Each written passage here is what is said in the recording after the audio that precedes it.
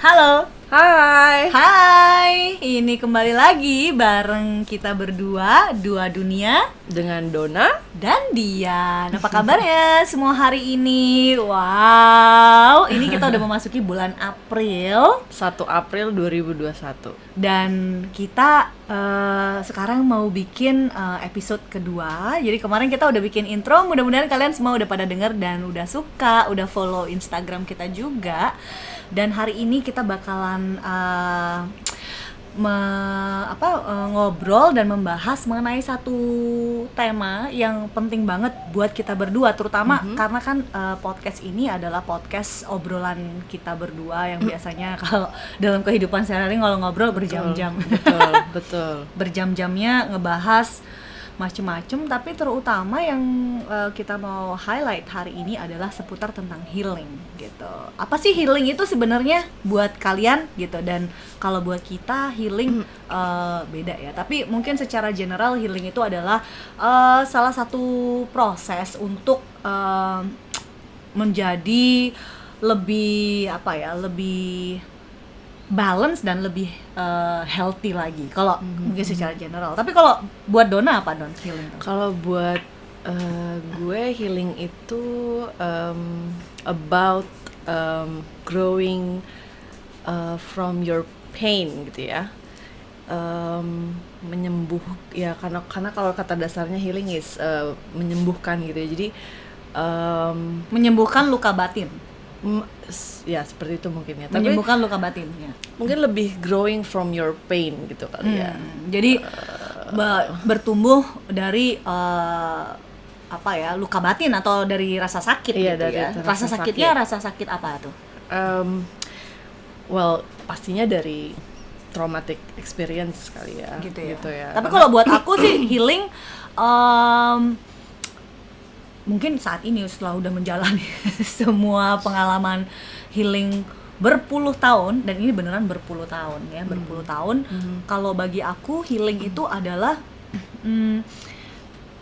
kesadaran atau awareness gitu. Jadi kesadaran atau awareness bahwa aku butuh untuk berevolusi. Jadi it's emang berawalnya dari luka batin gitu, tapi karena ada kesadaran di mana kayaknya ada yang nggak bener nih gitu dalam diri yang harus aku improve gitu, yang aku harus kayaknya aku nggak bisa terus menerus mengalami negativity ini misalnya, atau aku nggak bisa terus menerus merasa kayak Dona bilang tadi dari rasa sakit gitu. Aku nggak bisa setiap hari bangun tidur yang awal pertama tuh pain gitu kan. Jadi itu mungkin dari situ ada kesadaran, mungkin bisa juga disebut sebagai kayak trigger gitu ya, kayak yang bangun pagi kok gini rasanya, kayak ada sesuatu yang mengganggu gitu kan. Jadi benar-benar kayaknya kesadaran untuk kayak I can't do this anymore. Mungkin. Jadi di situ mungkin starting point-nya kalau bagi aku untuk healing gitu. Jadi ngapain ya supaya aku nggak ngerasain ini lagi gitu. Jadi itu salah satu definisi yang menurut aku kena banget bagi aku. Kenapa bahkan sampai detik ini setelah udah mungkin berpuluh tahun masih merasa tetap butuh healing gitu. Butuh healing karena emang ini adalah proses yang berkesinambungan gitu. Ya kan? Continuous. Dan mungkin nambahin sedikit juga. Jadi sebenarnya mungkin makanya kita sebut ini episode tentang healing, specifically ke ini kali, mental healing kali ya. Karena there's also like physical healing. Bener. Kan. Nah, kalau kita ngomongin mental healing tuh berarti sembuh dari apa gitu kan? Sembuh dari past traumatic experience pastinya, karena it's inevitable gitu ya, kayaknya untuk seseorang mungkin for some those are lucky enough gitu nggak ada past traumatic experience, pasti ada ya, tapi atau mungkin mereka nggak menyadari mereka punya gitu karena hidupnya baik-baik aja. Betul. Kayak suami aku gitu. Jadi dia yang kayak semuanya itu baik-baik aja, nggak ada problem, positif gitu. The lucky ones, I guess. The lucky ones, tapi pada akhirnya ada sesuatu yang mungkin dia tidak mendeteksi, nggak kedeteksi gitu, bahwa sebenarnya ini sebenarnya dibalik semua hal yang baik-baik aja itu ternyata ada sesuatu yang memang harus digali gitu kan. Karena prosesnya it's painful, dan seringkali mungkin bagi orang yang sering merasa kayak semuanya baik-baik aja kok di dalam hidup aku gitu. Karena mereka nggak mau bersinggungan dan bersentuhan sama rasa sakit sih. Nah itu dia. Jadi intinya adalah sementara orang yang biasa sakit itu mencari-cari enggak ya. Nah intinya adalah healing itu gimana caranya kita gain growth dari that traumatic experience ke sesuatu yang personal growth gitu kan, atau improvement gitu kan, evolusi. Dan pada akhirnya well that's the definition kalau menurut kita. Kalau menurut kalian apa tuh definisi healing? Karena mungkin buat teman-teman yang lagi dengerin kita juga pernah mengalami proses menjalani dan mungkin masih atau baru menyadari bahwa dang, aku perlu melakukan ini itu untuk berubah menjadi lebih baik, mengubah hidup gitu kan, dan menggali lebih dalam tentang dan semua itu yang dia ada tadi, di dalam hidup kita. Kayak kita udah sempat bahas juga kapan gitu realisasinya gitu, ketika kita ngerasa bahwa we need healing gitu ya. Jadi kayak past experience apa yang kira-kira kalau di Dian gitu ya yang terjadi yang akhirnya membuat Dian lebih merasakan atau menyadari bahwa I need healing gitu. Kalau buat aku sih in general, pertama my mom, mamaku, mungkin keluargaku, aku anak paling kecil. Orang tua aku pisah di saat aku umur 4 tahun. Dan aku hidup sama keluarga aku, nenek aku yang mungkin mereka mungkin dia nggak tahu ya gimana cara treating kita gitu ya dengan love gitu. Jadi ya waktu itu mamaku harus pergi kerja di luar kota, jadi aku berempat sama kakakku, kita semua cewek dan kita harus saling jaga gitu, walaupun kita hidup sama nenek sendiri gitu ya, tapi pada saat itu kita nggak dapat perlakuan yang penuh kasih sayang gitu di sana. Mungkin karena waktu itu pada saat orang tua aku pisah,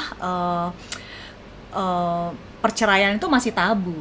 Jadi dianggap mungkin sebagai aib keluarga gitu ya. Jadi ya udah semacam diasingkan gitu. Tapi intinya dari situasi itu aku pada saat kecil nggak menyadari gitu. Tapi in general pada saat aku growing up itu I become a very angry person. Everything kalau nggak cocok, nggak gini marah, gampang banget marah. So I'm a very angry person. Tapi mungkin karena aku orangnya outspoken, kelihatan banget. Jadi aku rilis emosi aku dengan cara yang kurang menyenangkan gitu ya. Dan tapi aku nggak menyadari, aku menganggap aku gitu. Tapi sering sih kadang-kadang kalau lagi sendirian, kenapa ya aku gini gitu. Nah puncaknya itu pada saat mungkin di usia akhir 20-an dan di awal 30-an, usia 30-an itu tiba-tiba seperti yang di episode sebelumnya aku ceritain bahwa aku adalah workaholic gitu. Dapat panic attack, nggak bisa napas gitu ya, nggak bisa napas. Terus cek, karena aku nggak ngerokok, sebenarnya kurang lebih hidupku sih gaya hidupnya cukup sehat lah gitu. Cuman karena workaholic nggak pernah tidur, jadi nggak sehat, maksudnya jarang tidur yang bagus ya. Akhirnya pergilah ke spesialis, ngecek segala macam, everything clean gitu. Jadi simptom fisik yang aku rasakan itu munculnya dari batin gitu. Karena stres kan, stres gitu, high achieving, high functioning, eksekutif, high achiever. Kalau nggak achieve tuh rasanya gimana gitu. Akhirnya udah ini. Nah di awal usia 30-an aku mulai kenal yoga, belajar latihan yoga mah cuman, dan sepanjang hidup aku nggak pernah olahraga. Baru di usia 30 tahun tiba-tiba yaudah nggak nyobain nge-gym gitu, nyobain yoga, semua dicobain. Seminggu pertama sakit, kena tipes, overdoing it. Tetap high achiever, tetap olahraga pun high achiever. Jadi akhirnya, tapi terus akhirnya dari situ aku belajar untuk bisa step back gitu. Itu awalnya gitu. Kalau Donna awalnya gimana? Awalnya banget kayaknya ya dari childhood ya. Biasalah ya, tinggal di ibu kota, orang tua bercerai, gitu ya. Proses konfliknya kayaknya ya, konflik ketika separationnya itu yang makan waktu lama gitu, bertahun-tahun ya, yang bikin seorang anak nggak punya pilihan gitu kan, and was involved in the situation yang beyond my will gitu, ya kan. Itu ternyata bikin si anak ini, which is Donna waktu itu usia 5-6 tahun, got into a depression and anxiety. Apa tuh simptom pada saat ngerasa kayak sekarang kan baru tahu ya, kalau zaman dulu kecil kan nggak ngeh tuh ini apa ya namanya gitu kan. I was very reserved as a child. Lebih suka menyendiri gitu ya, very reserved, very quiet, loner gitu, isolate myself gitu. Ya, dan kemudian karena nggak tahu mesti what to do with it, ya udah. Dan mesti ke siapa? Dan mesti ke siapa? Because my parents are busy with the conflict, obviously gitu kan. Jadi ya udah live with the depression dari kecil. I live with it. Dan it becomes you. Iya, becomes me. And I realize there's something isn't right, tapi I don't know how to deal with it because I was a child gitu kan. And I live with it sampai tweens, a teenager, a young adult, terus dan pada akhirnya realize that I needed help was sama panic attack. Kayak kunci banget ya. Panic attack itu bener-bener indikasi. Oke, I need help. High functioning executive ya kan, dengan GERD, dengan panic attack. Oke, I need. Nah, itu mulai tuh parade healing tuh. I tried this and that. Apa awalnya pas pertama banget begitu dapat panic attack ngapain? The first thing I did waktu itu hipnoterapi. Aku juga hipnoterapi. Hipnoterapi. Wow, oke. Jadi metode, kita udah ke metodenya nih yang udah pernah kita cobain nih ya. Hipnoterapi was the first method I tried. Itu pas lagi kan, karena tadi Donna 5 tahun. Hipnoterapi kalau dianggap sebagai awal usia berapa? It was very very very late. In your 30s. Late 30s. Wow. 35 lah ya. 35. Butuh 20 tahun. 20 tahun kemudian tahun untuk bisa realize. I started to heal myself gitu through hipnoterapi, and it helps gitu ya untuk manage gitu ya. Bahkan hipnoterapi tuh jadi tool untuk berhenti ngerokok juga. Wow. So I stopped smoking also through hypnotherapy. It really helps. Impactnya. Dian gimana? Kalau kalau aku dari yoga seminggu sekali awalnya. Itu pas pertama praktis, masih sampai sekarang mungkin masih banyak yang tanya gimana ya cara mulai yoga dan ini segala macam. My answer is just simply do it gitu. Dan dari yoga itu sebenarnya paling utama, kalau zaman dulu mungkin yoga, nanti kita mungkin bahas deh yoga beda lagi ya episodenya. Tapi di awal aku praktis yoga lebih kayaknya itu ke physical partnya gitu. Tapi sebenarnya di saat kita melakukan asana dan physical exercise, that's when we get the breathing. And now you practice it with your meditation.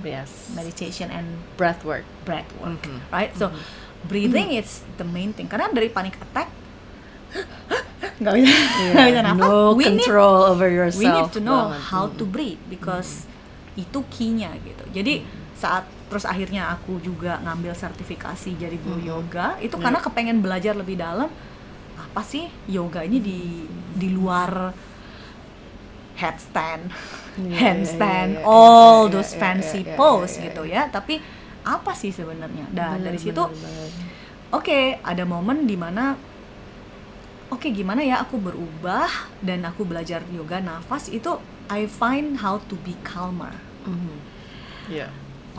Tapi masih pemarah, masih calmer version.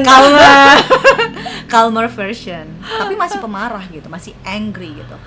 Terus abis itu mikir-mikir gimana ya caranya gitu kan. Ya meditasi. Nah, sama bener-bener. So kan? yoga itu juga also entrance pertama perkenalan ke meditasi, karena kan ada di ending yoga tuh ada moment of silence, ya kan? Savasana, right? Itu kok I found it very calming, and I keep doing yoga actually for the savasana ternyata gitu ya. I really enjoyed the meditation. Waktu itu belum tahu kalau itu adalah sebenarnya satu kegiatan yang kalau ditelusurin lagi it's a meditation gitu kan. Akhirnya abis itu secara organik moving on tuh lebih ke meditasi akhirnya sekarang. Karena gini sih sebenarnya panic attack itu banyak sering kali muncul karena we don't know how to rest. We don't know how to stop. We don't know how to step back. Monkey mind. Jadi we don't know how to step back. We don't know how to relax gitu. Savasana tuh sebenarnya relaxation dan a lot of time gitu. Dan aku dulu juga hidup di Jakarta ya. We don't know how to relax. Di jalan aja nggak bisa relax. Antara Senayan Senopati jarak mungkin 5 km ditempuh dengan waktu 1 jam gitu. How can you feel relaxed? Karena you waste your time gitu kan. Jadi meditasi, savasana, dan juga along the way setelah aku sekarang berlatih yoga hanya 10 tahun ini ya, 10 tahun lebih ini, the more I get more interested gitu dengan metode-metode pranayama, dengan metode meditasi, different kind of meditation. Yeah, we tried different kinds, really banyak banget dan yang kita coba, dan meditasi, dan terus aku mulai juga yoga praktisnya lebih banyak sekarang yin yoga dan restoratif karena harus banget ngerasain yoga sama dia. Instructed, facilitated by dia, and it's amazing, let me tell you. Kalau punya kesempatan, please contact her. contact us for private or nanti kita ada programnya. It's amazing. Nah, tapi balik lagi ke meditasi dan trying to relax gitu kan. Itu sebenarnya salah satu faktor penting dari healing gitu. Banget. Dan gue tuh gak bisa hidup tanpa meditasi. Sekarang ini nih ya. Kalau sehari itu dalam setiap hari pasti meditasi. Kalau bisa 3 kali sehari itu meditasi gitu kan, sebanyak mungkin gitu.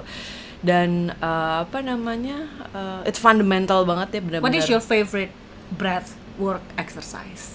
Nah, kalau sekarang tuh agak combination ya, so I took a little bit of jadi belajar meditasi juga mesti terstruktur ya. Kalau kemarin tuh mungkin will be useful.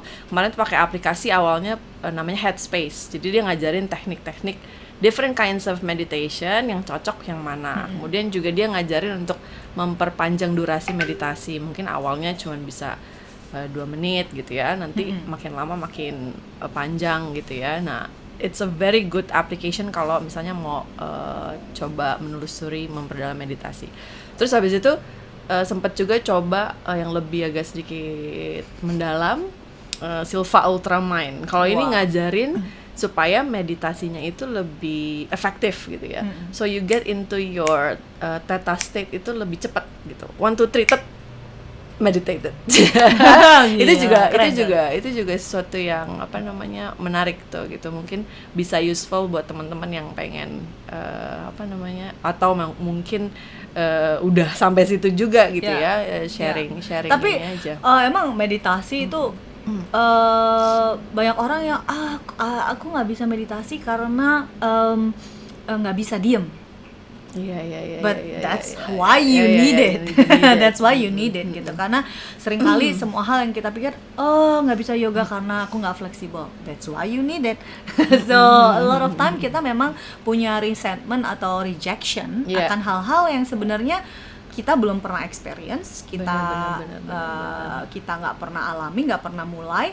Dan itu menurut aku adalah kunci penting dari healing banget. So keep the ball rolling. Karena tadi dari cerita kita gitu kan, dari yoga ke meditasi, dan dari meditasi organically kita ke breath work gitu ya. Dan dari breathwork, contohnya dari semua proses healing ini, di situ kita ketemu banyak orang yang juga sedang healing.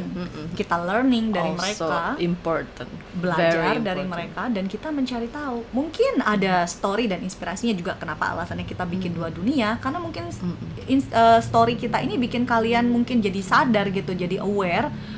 Oh ya, aku juga ngalamin panic attack tapi nggak pernah tahu harus ngapain gitu. Nah, mulainya dengan mendapatkan segala macam informasi yang ada di luar sana, dan memulainya sekarang juga gitu, being open minded, dan kita semudah kayak oke, aku cobain deh gitu.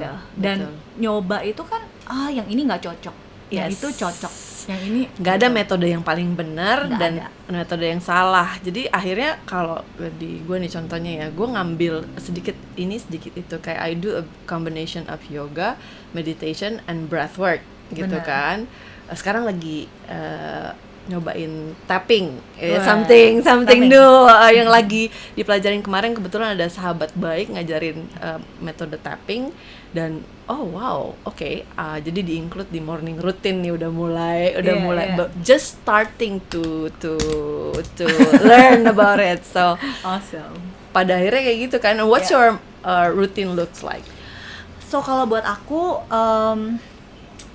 terutama karena sekarang hidup di Ubud, banyak banget yang kayak orang apaan tuh gitu. Jadi mungkin kita bisa share story kita pas ini Dona ngunjungin aku di tahun 2019 Desember.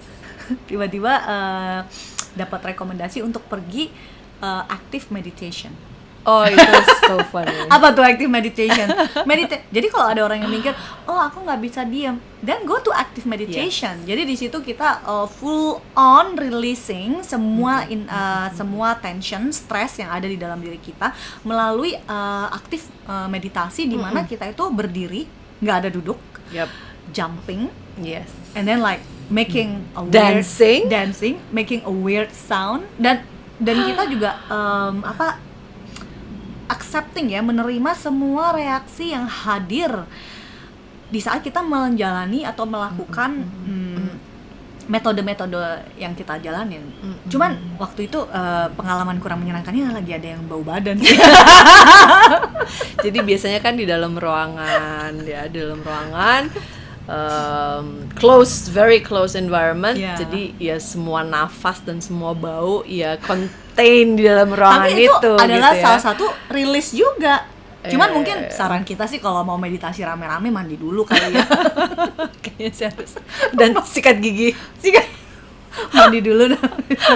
Ya, tapi itu moral of the story ya. Moral of the story. Nah, ini jadi kalau kita ngebahas metode apa aja gitu, tapi kembali lagi kepada kayak tadi dari Dona 5 tahun dan aku ya, orang tua aku pisah usia 4 tahun, di usia 30-an belajar gimana sih jadi lebih baik, realizing. Dan gini, pada saat aku waktu dulu angry, negatif dan segala macam, terus ada satu momen kayak I want to become a better person gitu. Terus guru yoga aku bilang gini, waktu itu lagi dilemanya single, nggak ketemu orang yang di ini ya, nggak kayak why all guys are wrong, karena kita lebih pilih untuk blaming orang, nggak mau self introspection, right? Jadi akhirnya guru yoga pertama aku, my dearest Pak Arif. I love you, Pak. Hi Pak Arif, if you're watching. Ini beliau bilang sama aku, memang kita dalam hidup biasanya saya mau pasangan A, B, C, D, E, F, G. Are you that? Wah gila, kena banget gitu kan. Oh ya, aku gitu nggak ya gitu. Dan dia bilang, imagine yourself as a mirror. So if you want to attract someone, rather than keep looking, orangnya gini nggak ya, sesuai dengan tipe aku, kan kita sering ngomong nggak tipe aku, tapi apa sih tipe itu? Nah, yang real dimana saat aku mau cari ABCD tadi, I change myself first to become that ABCD. That's the mirroring.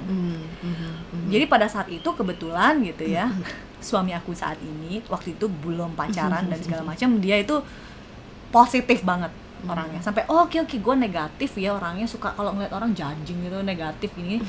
Kayaknya kalau mau berubah positif tuh inspirasinya ke siapa? Nah aku ngeliat dia, sekarang kawin sama dia. That's apa? The irony. The irony of the healing juga gitu. Jadi itu salah satu apa ya, kayak hal yang sering terjadi di saat kita mulai melihat kepada diri kita sendiri untuk mengubah dan untuk jadi aware bahwa ya nggak harus necessarily akan terjadi seperti itu, hanya pada pengalaman aku seperti itu. Tapi kalau dibilang oke, after you get married dia positif, all your life is nice, nggak juga gitu, karena sampai detik ini aku masih healing. Yes. And 2 years ago sama juga masih healing sampai sekarang. And 2 years ago actually when I was in my darkest place, so I had my depression, I was suicidal, dan hidup di Singapura. Nah jadi I was in my darkest moment 2019 gitu ya, depression, udah kawin, udah punya anak, postpartum juga mungkin ada impact juga ya postpartum, tapi tinggal di Singapura karena suami kerja di sana, jadi aku harus ikut. I was suicidal dan I don't feel happy being in Singapore. Tapi aku nggak pernah cerita sama siapa-siapa dan aku nggak mau suamiku cerita ke siapa-siapa. Sampai akhirnya suatu siang, I look at the window and I just like, oh, that's my way out gitu. Kan hidup di apartemen 12 lantai ya. That's my way out gitu. Tapi otak logik aku bilang no, that's not your way out gitu. Siang itu tiba-tiba aku browsing cari support group di Singapura, stranger semua.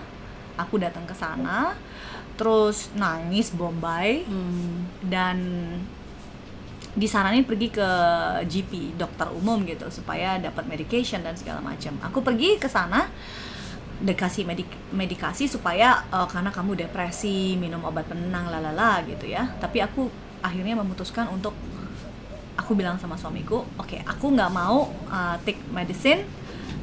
Then I contact my niece, dia itu psikolog, dan Kintari, you are the light of my healing. So dia datang ke Singapura gitu. Terus aku bilang oke, itu pertama kali aku reach out di saat aku depresi. Biasanya emang gitu ya, kita nggak mau cerita kalau lagi gini mutung gitu ya, terus aku malu gitu. Don't tell, karena people see me like, oh you know, punya anak, hidup bisa hidup di Bali, hidup di Singapura, your life is amazing. I also know my life is amazing, but somehow aku pada saat itu nggak bisa feeling grateful for it. So that's the sign of my depression. Dan seringkali kita nggak mau share karena malu. Akhirnya aku hipnoterapi 3 hari ya. Kintari waktu itu lagi hamil, dia ke Singapura buat aku. I will be forever grateful for you. Dan di akhir hipnoterapi hari ketiga kita floating. Floating ini lain lagi ya. Dan pada saat aku floating, menarik. Pitch black ya, semuanya gelap. Aku masuk ke dalam tank, aku buka mata, tutup mata, buka mata, tutup mata, tetap gelap. Dan di situ pertama kali aku berpikir, oh kayak gini rasanya kalau aku mati. Abis itu tidur ngapung di dalam floater tank selama 60 menit. After that I feel so energized, powerful, and I get more understanding ya. Kalau dari hipnoterapi aku bisa memahami dan mengetahui apa sih sebenarnya trigger dari semua problematik hidup yang membuat aku tuh depressed gitu. What about you? Dan actually after those thing, aku ketemu Donna 3 jam ngobrol. Kita waktu itu aku visit Jakarta, setelah sekian lama nggak visit Jakarta, 3 jam ngobrol. Donna sharing experience-nya, which is sama banget. Jadi akhirnya kita reconnecting after some time ya, reconnecting, and we talk about the healing, the spiritualism, and akhirnya Dian move to Ubud, which is juga salah satunya adalah to focus more on her healing, and I come visit, and di Ubud itu kita mencoba berbagai macam metode healing ya. Berbagai macam. So we're going to share those method ya. Dan siapa tahu bisa jadi sumber informasi yang menarik kalau nih teman-teman mau coba juga gitu kan, atau paling nggak tahu okay, that sounds interesting, atau yang ini mungkin lebih gue gitu ya.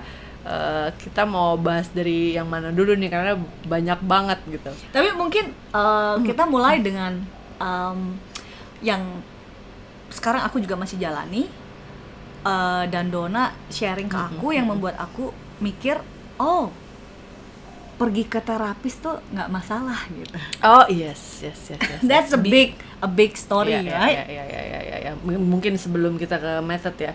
Also terapis, so I share to Dian bahwa nggak apa-apa pergi ke terapis because I go to gitu. Bahkan dengan sharing ke terapis itu fungsinya kita merasa lebih dimengerti gitu ya. Our side of the truth, our side of the story tuh being heard, itu keluar aja udah releasing a lot of tension gitu kan di dalam diri kita. Kemudian terapis juga ngasih metode teknik kayak journaling gitu ya. Itu juga sesuatu yang I pick up from therapist gitu ya.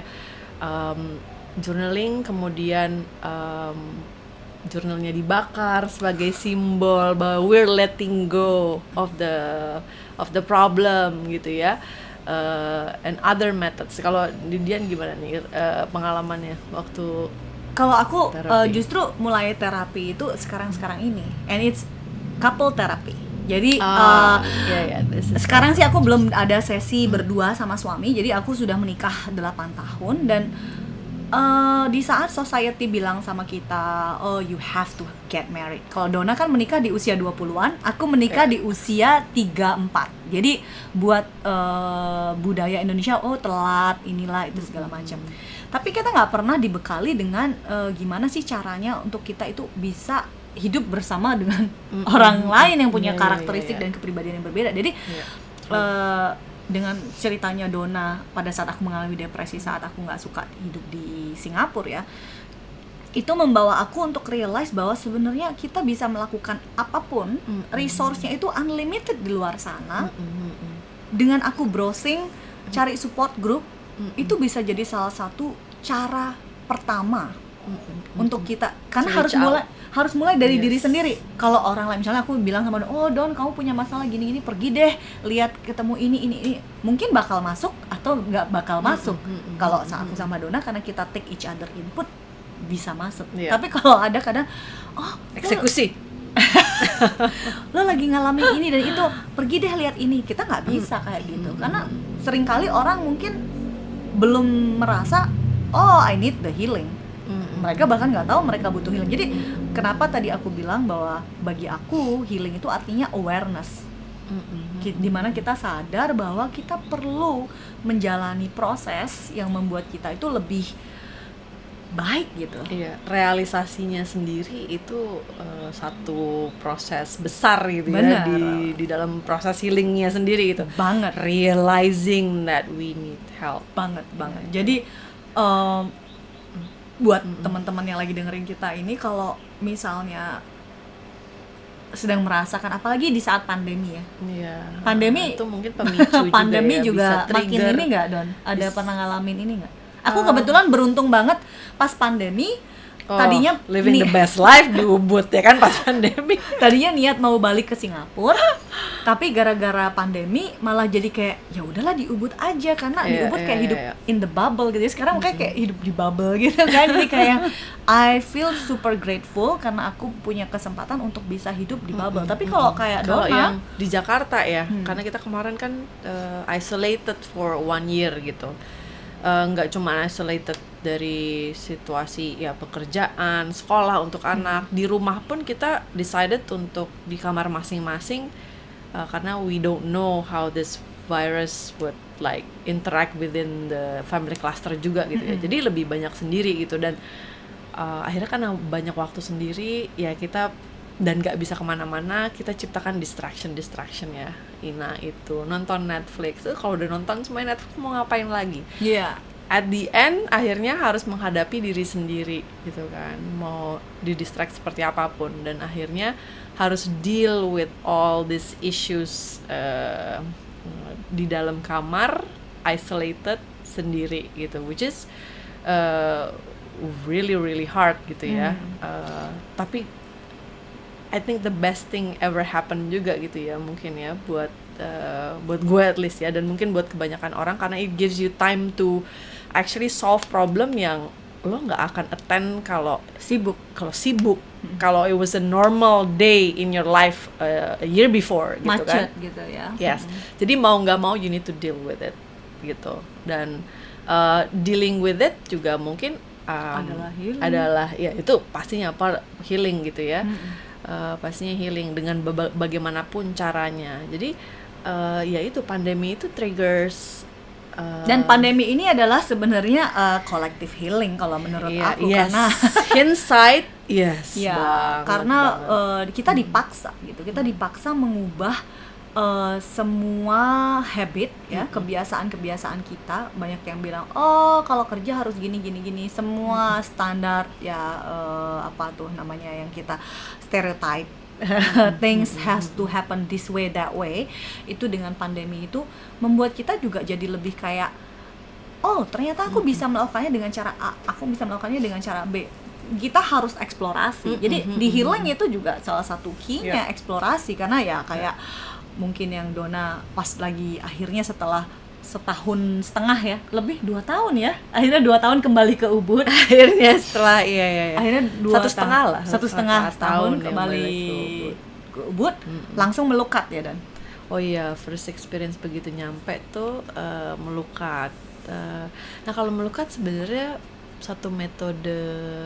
disebut satu metode akhirnya, karena actually it's a spiritual immersion juga tuh ya gitu, karena pada waktu melukat itu melukat tuh apa sih? Purification ya? Water purification, jadi traditional Balinese cleansing gitu ya. Jadi prosesnya adalah turun ke sungai gitu. Nah di sungai itu ada beberapa atau air terjun juga, atau di laut juga bisa sebenarnya, tapi specifically kemarin di sungai. Ya di sungai.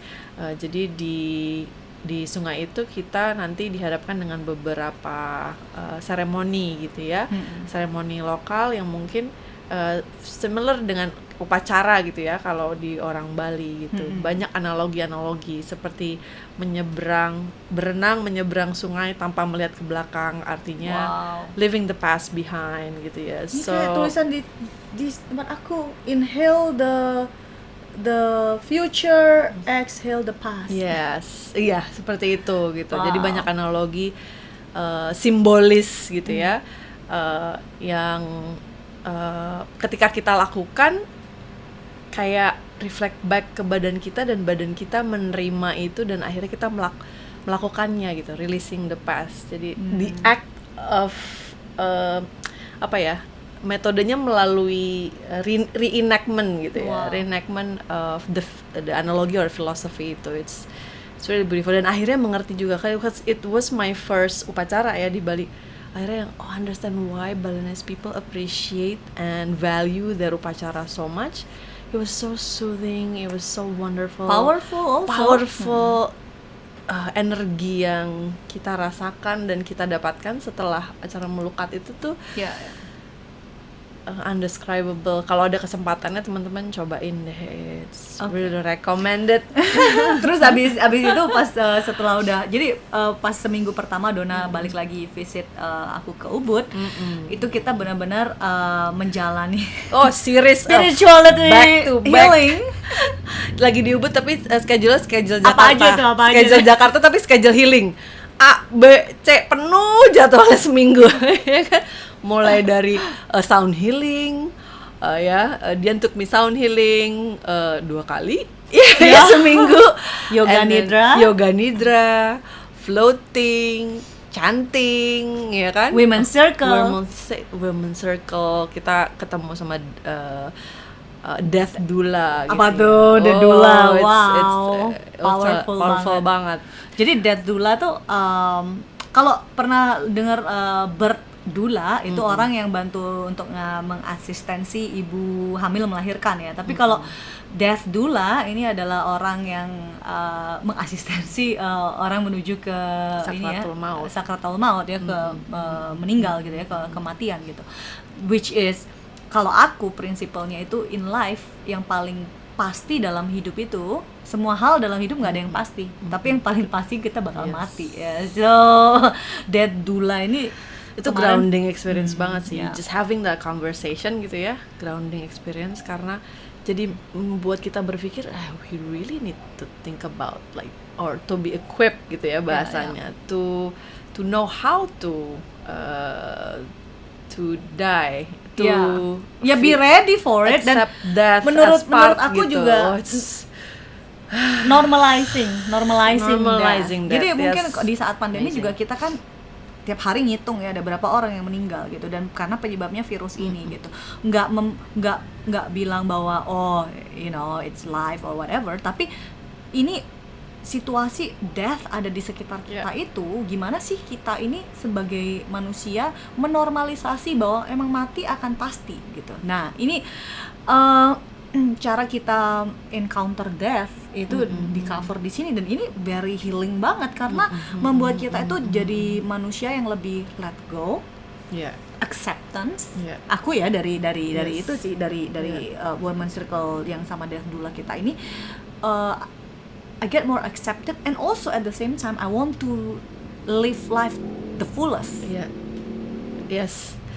Also di gue ada efek yang not fearing about it too much gitu, kayak lebih leaning towards the idea, leaning towards the idea, death ya itu ya, I want to know more about it, I want to know, intrigued to know. Bahkan kemarin ngobrol sama temen kita Bernard ya gitu ya, buku yang kemarin itu apa namanya, Tibetan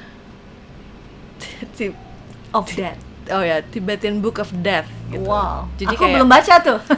pengen minjem tapi nggak ada, ntar kita beli aja deh, kita cari. I think it's an interesting book to read ya. So, rekomendasi dari teman kita Bernard. So basically sih emang healing nih ya, sampai gini episodenya cukup lama karena ini banyak banget metodenya, prosesnya itu terus berkesinambungan, karena intinya konklusinya itu healing ini nggak bisa cuman sebulan, 2 bulan, nggak bisa gitu, karena ini adalah continuous ya, continuous dan harus diiterasi, and yang paling penting find the best method that is suitable for you gitu kan. Benar, kayak gitu. Whatever works, nggak ada yang salah atau benar gitu kan. Dan mungkin bagi banyak orang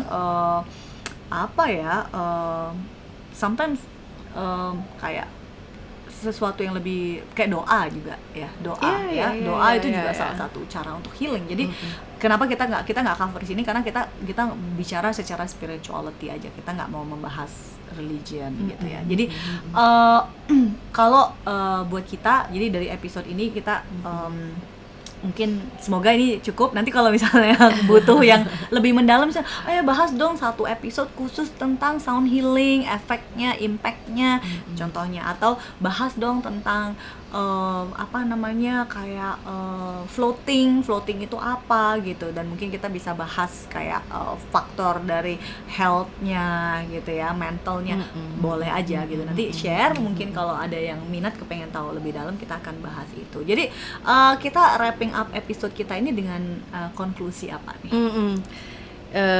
Jadi kita mau sharing ini juga supaya teman-teman bisa melihat ini sebagai opsi ya kalau tertarik gitu. Dan juga kemarin tuh waktu seminggu padet jadwal di Ubud kayak orang Jakarta tapi isinya spiritual session semua itu ya, kan di post nih di Instagram gitu ya, in my personal account gitu. Nggak taunya orang-orang Jakarta tuh banyak banget yang interested gitu, banyak yang nanya. Semuanya pada bilang apa? Eat pray doula, eat pray love. Iya, seru banget eat pray love-nya gitu kan. Jadi banyak banget yang ternyata tertarik dan pengen tahu lebih banyak, dan bahkan ingin juga partisipasi gitu. Nah akhirnya gue dan Dian ini akhirnya kan coba untuk compose satu itinerary lah gitu ya. Itinerary 2 dunia spiritual retreat gitu. Kita rencananya akan mulai di first batch-nya nanti di bulan Mei. Udah ada beberapa teman-teman di Jakarta yang tertarik gitu kan, ingin ikutan spiritual immersion-nya dan ya we'll see from there gitu. Jadi mungkin itu part also of fungsinya 2 dunia gitu ya, amplifying apa itu proses healing seperti apa dan opsi-opsinya apa, dan kita memfacilitate also enabling gitu teman-teman yang ingin coba metode healing di Ubud atau di Bali. Oke. So, makasih ya kalau udah pada dengerin nih tadi. Aduh, cukup lama juga. Thank you buat bro kita, Bung Bernard yang udah pinjemin kita studio buat nge-record episode healing dari 2 dunia kali ini, dan kita bakalan bahas topik-topik menarik lainnya. Jangan lupa untuk follow Instagram 2d.2dunia supaya kita bisa dapetin pertanyaan-pertanyaan atau ide-ide menarik dari kalian, dan tentunya kita bakalan record supaya kita bisa bahas dan kasih inspirasi buat semua yang ada di luar sana. Thank you banget for your time. Bye.